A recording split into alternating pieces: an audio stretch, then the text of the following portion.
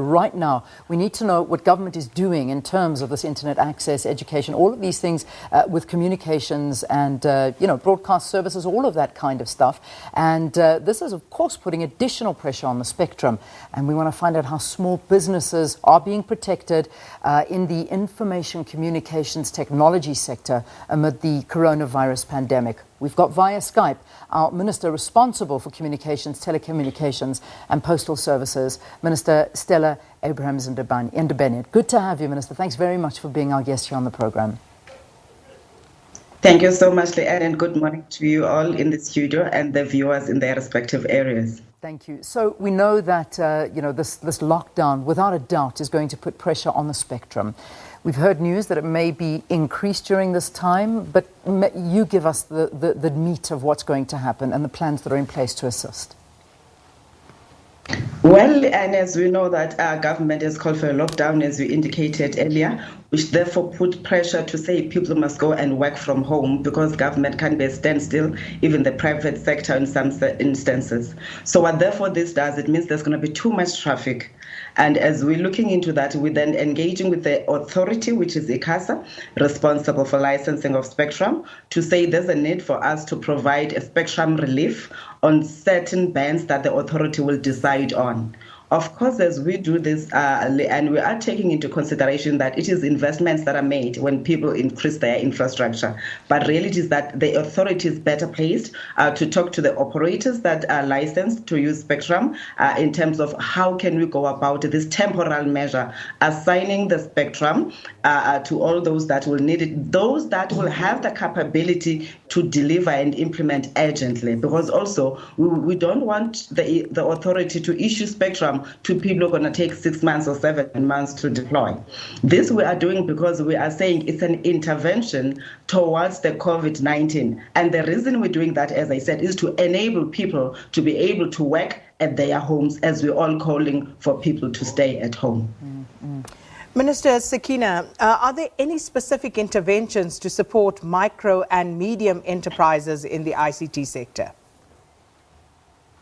Yes, Sakina, of course, because as I'm talking about the traffic that will be there, it tells you that the small businesses that are offering, that are internet service providers will require more support. From our side, we have availed a sum of 100 million, which will be utilized with BBI that will help provide a backhaul equipment and infrastructure so that they can then connect directly to the users that they will be utilizing. But also we have had Vomatel, who have also made an offer to say other ISP providers can also come on board and connect on their infrastructure for free. And they're taking it also to an extent of saying the subscribers that they already have, if they were receiving 10 megabits a second, now they're going to get 20 megabits. These are the efforts that we're saying we are welcoming from the industry. We have other operators that are also coming on board to say we're going to zero rate all the government websites, all non-profit organizations that add value to the work that we are doing.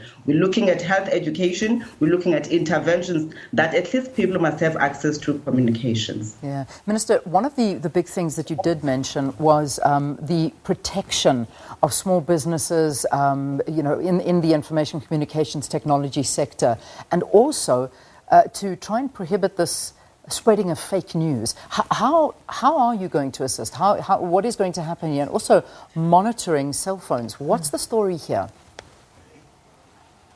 What we are doing as part of the regulations, we're engaging the responsible department, which is Justice, State Security, to say, how do we make sure that we can contribute in terms of tracing individuals?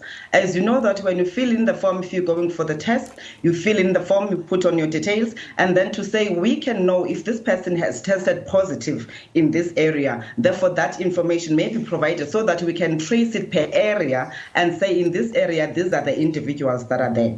Of course, Ali and Sakina, you may have read or seen that Israel passed a law yesterday which enables the Department of Health to have access directly to mobile operators' information to say you can track and trace using the systems that the cell phone have. And it is something that I think the country should consider. But of course, we are in engagements with the Department of Justice on this to say how legal it will be in our case, but also do appreciate the fact that we're operating under the Disaster Management Act. And as I said, then the people are still looking at that.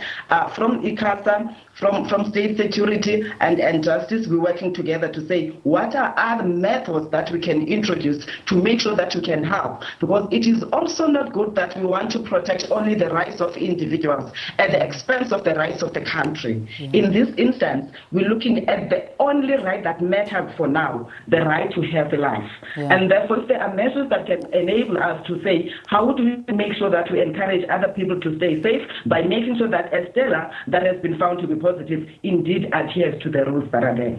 As I go back to the protection now of the ICT SMMEs and the spread of fake news, we have engaged with the platform owners, the likes of Facebook, Twitter.